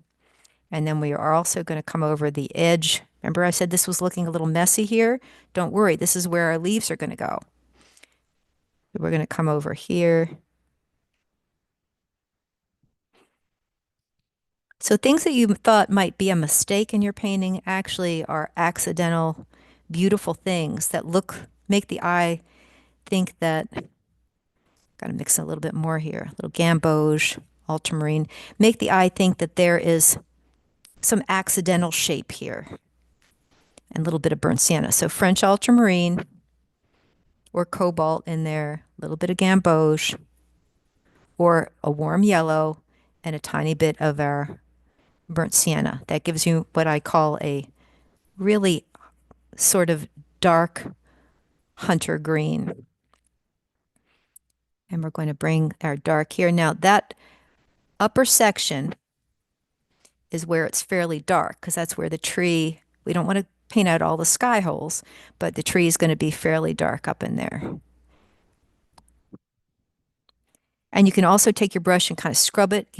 The, the painter gets tired of doing little things in the painting. So you want to make the painting interesting for yourself. So if you're getting tired up here, take your brush, push it down on the paper, let that accidental shape happen.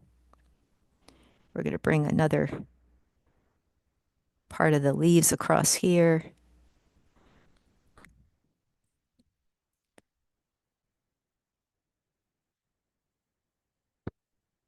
We don't want to paint it so it looks like the tree is avoiding the top of the dome. So we want to make sure that we have some shapes here that really give you the idea that this is all coming down. Now this is going to go this far and it's going to go all the way down here. I think this looks a little light. Let me see if I can move that light just ever so slightly.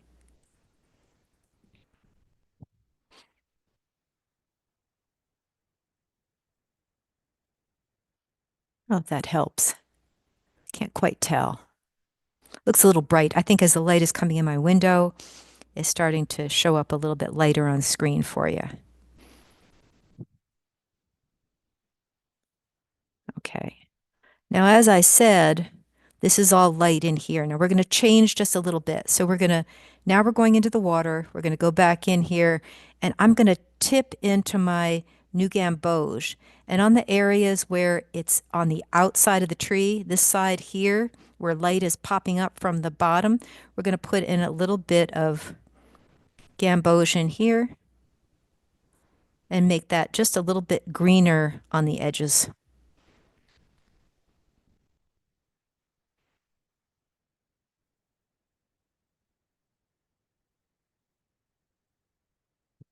Just ever so light.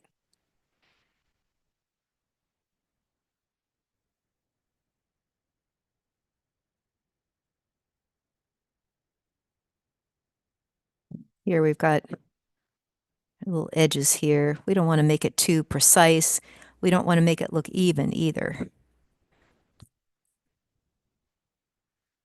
And you can go back and look and see if you've got enough what we call sky holes and enough connections to the branches up there. And if anything looks, your brush is dancing pretty quickly across the paper here. So what you want to do is go back and go, oh, does that look like cat ears? Does that look like something I shouldn't have in that painting? And now we're going to take, because this is all wet, we're going to spritz this ever so slightly, one squirt. And now we're going to dig right into our ultramarine blue and let that go a little bit darker up in here. Just in that wet area. And we're going to spritz that. And we're going to take a little bit of our burnt sienna and go into that area. So it looks like maybe there's a very dark, dense area. Pull a little bit of that down. This is kind of branches.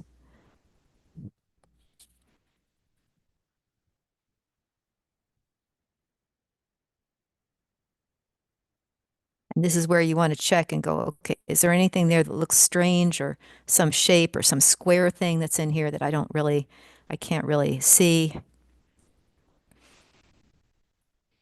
And we're going to go here.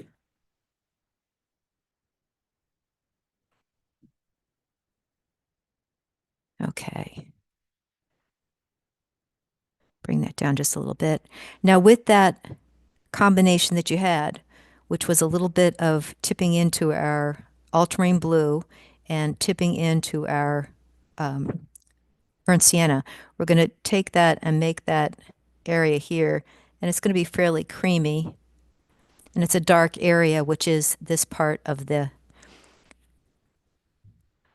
church. Okay, let me move this up just a little bit. I think we're doing well. We have a few more things that we need to put in with our grays, and then we're going to rinse this brush. We're going to go back to this brush, and now we're going to put in a few birds in the sky and a little bit of detail in the with our gouache. So have your gouache handy. Just keep it by you.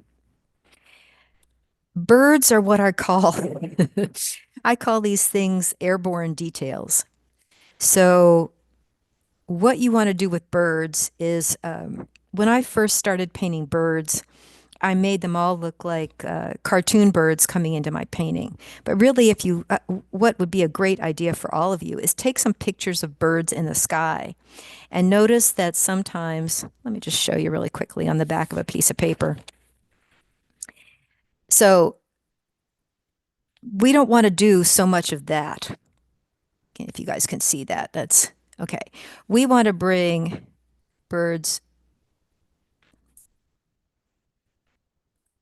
at angles and maybe some little bits of what we don't want to do is this kind of thing where it looks like eyebrows, okay? So we're going to have some of the birds might be that way. Some of the birds might be that way. Can you guys see? Let me bring this up a little bit closer. So if you feel like you need to practice on a little piece of paper before you do your birds, go ahead. They're also not going to be this dark. This is dark against light.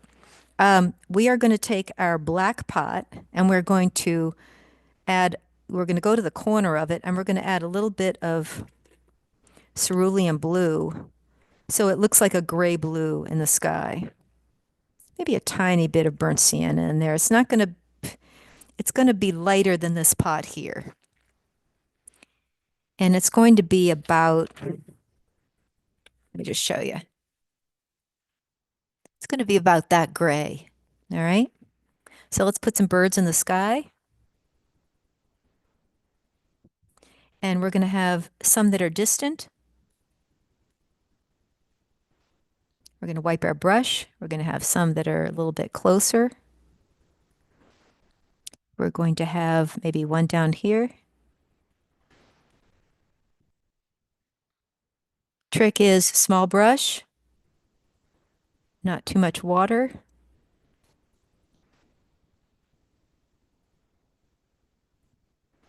And maybe a few flying in, maybe one flying in here. He's going to see his friends down here. They cluster all down here. I think the birds are one of the most remarkable things. And then maybe pull here. We don't know how many. We have a few together. And there could be a little dot out here. Maybe some birds are flying in. Okay. We've got our birds. We're doing pretty well there. The sky can be a little bit darker. Okay. We are ready for a bit of gouache. And I think everything is, we're not going to be using any gouache up here. We're actually okay. We are now going to be going in for a little bit of detail. So the first gouache I'm going to use, let's get ourselves a little bit organized here. Our hands are probably a little dirty. We're going to be going in with a little bit of white gouache, and that's going to go up into this area here. And it's going to go a little bit into this area, I think down here, and then I don't think I'm going to need any up in here because this is looking a little bit creamy. We want to decide if we like our sky, and I think we do. We like our sky here. that I brought down. Let me bring this down. You can see that this is still wet up here, a little bit dark. Okay.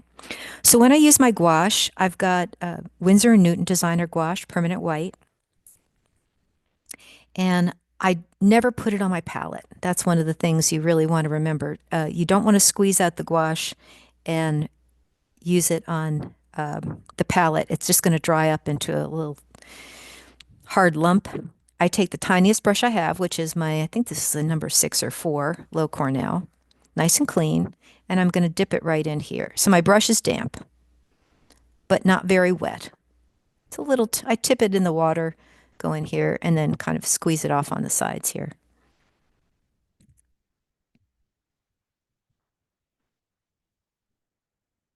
We're going to go in with a little bit of, if any of you look at my Instagram, I did a little demo yesterday, a little video demo of putting white gouache on. And you can see some of the white gouache. I'm just going to tip in a little bit here, just a little bit. I'm going to tip a little bit at the top here.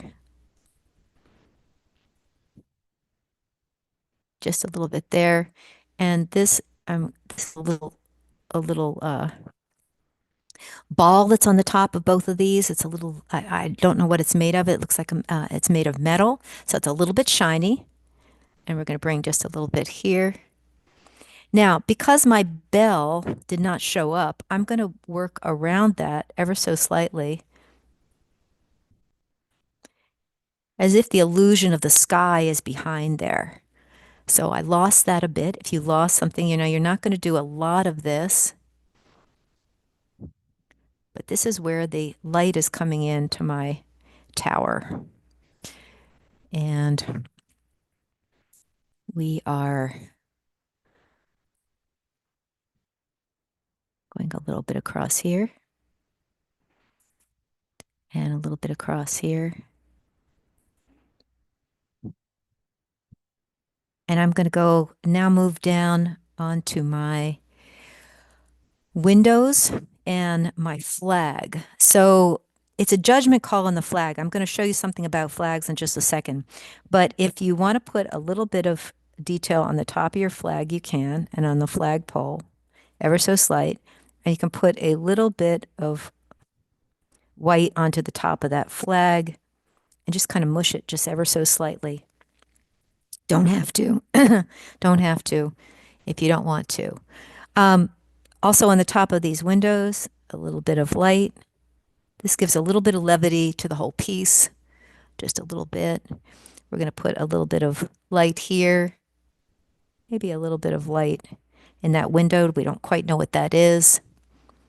And if I've lost some lights down here, I can bring in my gouache into this area. Or if I've got an area that I just really don't like, I can bring in a little bit of light there. But the important ones now are on top of the fountain. So we've done this side of our piece. We're going to take, and this is getting a little bit drier on my brush, so it's in a good shape. We're going to go a little bit crunchy on the top here, and we're going to go with one stroke across here. So you've got your gouache. It's not creamy. Those of you who have trouble with gouache, the reason I go into here is because I want this now. This is going to be this is almost butter. So it's going to be a little bit dry on my brush, and it's going to go right across here and bring a little levity to the top there and a little levity to the top up here. And then maybe a tiny bit on here. Pull that down ever so slightly. And then on the top of my fountain, because I now have yellow against the dark, I'm going to bring a little bit of transition here and just pull that ever so slightly so it defines the top of this fountain, skipping over this, and just bring it down just a little bit here. Now, I can bring in a little bit of light down here too. So I've got just a tiny bit of light here and maybe a little bit of light. If you lost your lights in here, this is the time to use a little bit of white gouache, but you should have some skippy looking marks here, which is nice. And we are going here on, I don't think I'm going to use gouache or Jean Brillant. You may use gouache, but I'm going to use Jean Brillant in just a second. We've got a little bit of light that we're going to put in here. I'm going to put a little bit of white here, just like this is the most brilliant part here.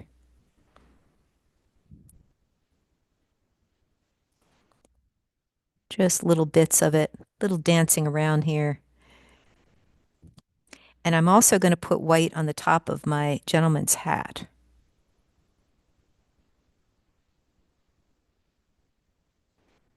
So he really pops out there.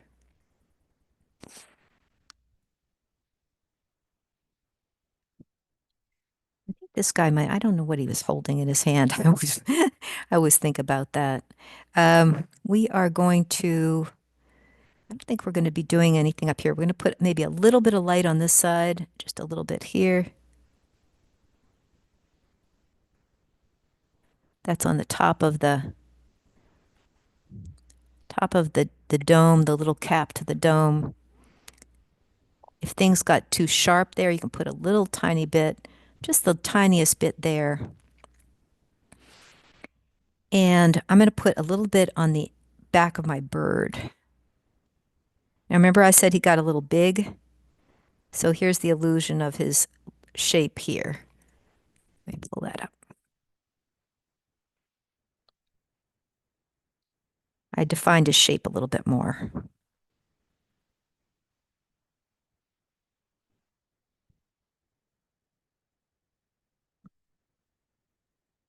Now we can bring in, if you have white gouache, you can bring in a little bit of dotting into here.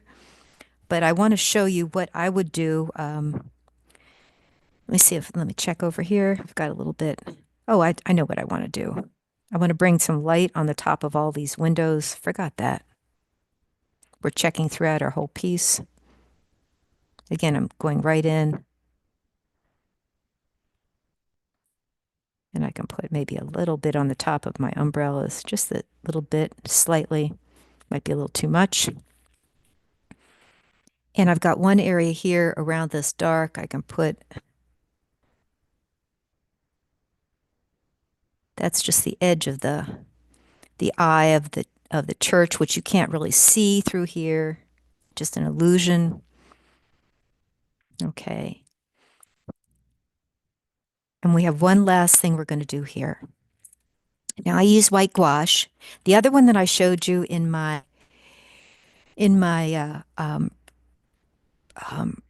postings was Jean Brillant. Now, those of you who join watercolor shows, gouache is definitely gouache. If they say no gouache or no touch up, then you can't enter a piece in a show if you do that now or in the future. But Holbein watercolor Jean Brillant #1 is a watercolor. It is not a gouache. It's a very, very opaque watercolor, but it's great for highlights that are creamy or light filled.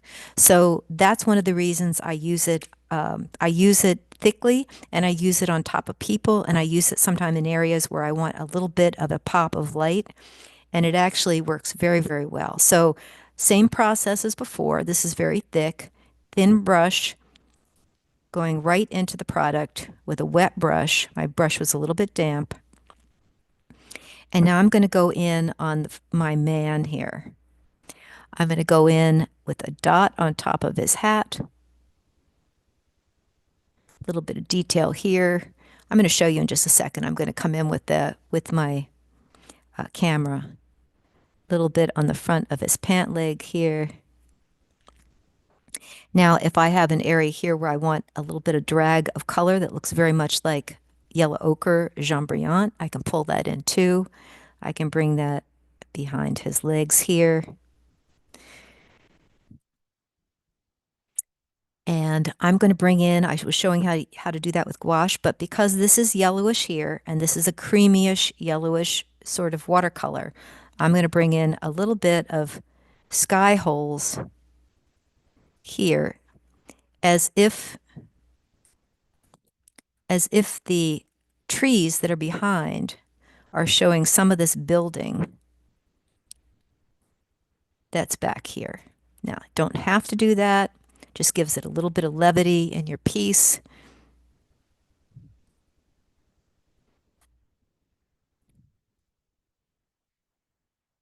And if you wanted to do a bit down here, you could do a little bit of definition if you wanted, which is kind of fun. Negative painting, which is painting around the tree trunks.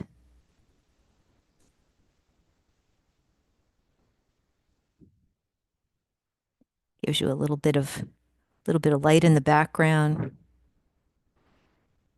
We know that there's a lot of light because it's coming in this area behind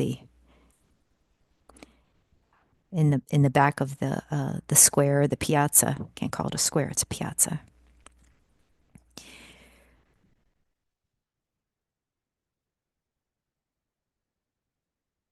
A little bit here. If you have pencil marks that show up, it's great for hiding those little pencil marks.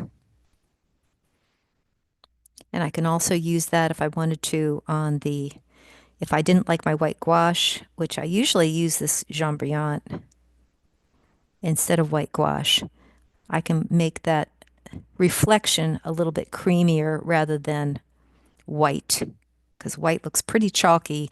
Our paper really isn't completely white. Let's see if we're doing any last things. Oh, I know what we forgot. We forgot that there's something big I forgot here. I forgot the shadow of the flag. Oh my goodness. Okay, we're going to put a little bit of light up here. I've got it on my brush.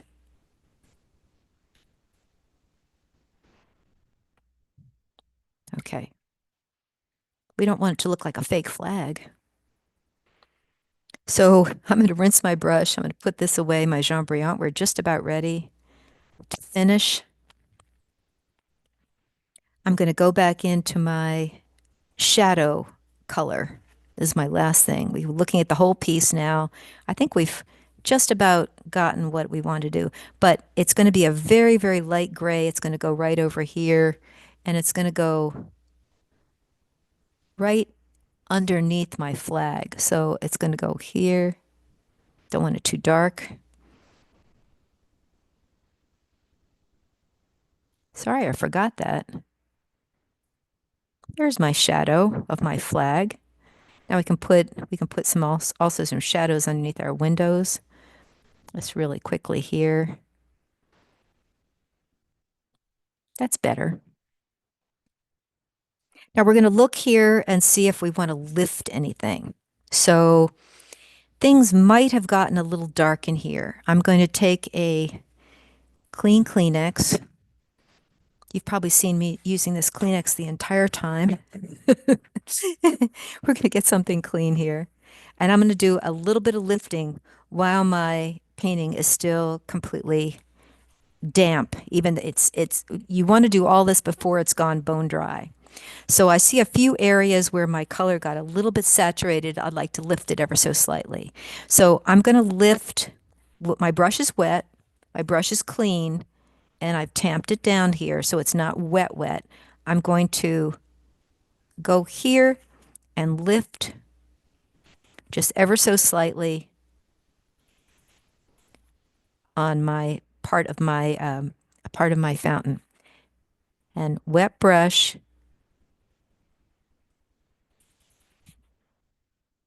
wet down, and tamp. Now you have to be careful of this. One of the things that happens is when you do that, you get a halo.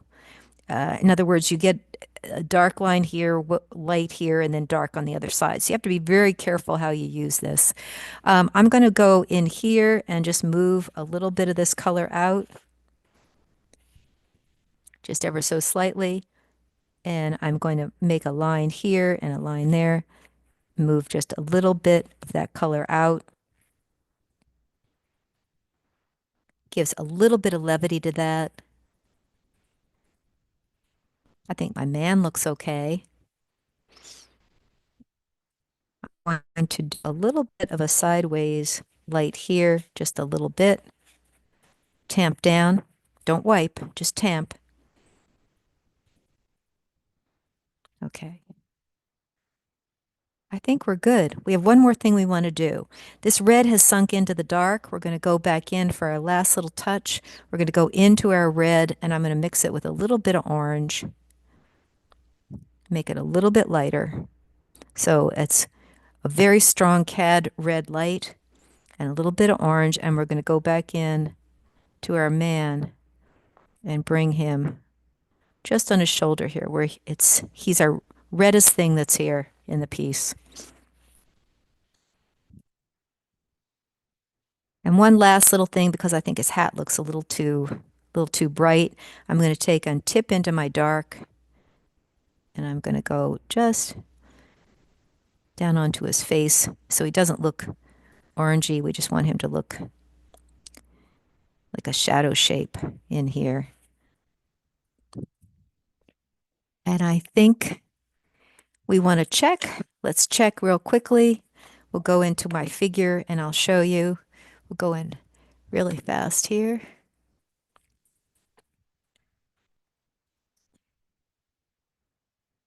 Let's see. He's pretty bright. Let me see if I can get him. You can see him pretty well. Let's see if we can go in a little bit.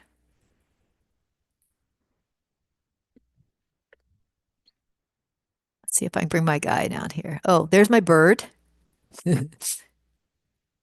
Here's my man. It's kind of fun to see it up close, isn't it? Here's the background. See how grainy that looks? This is really this is the beauty of watercolor. So when you look up close, there's the illusion of things in the background. We've got my dome here. Let's see, let me pull this down here. I'll bring this down. See if that'll focus it on there. See if I can focus it in. There it is. There's the focus. And then we're going to go across to my tower. All the way down. There's my flag. You can see how grainy all that looks. A little shadow. Okay. That was kind of fun. And we are going to go back out. Going to sign it.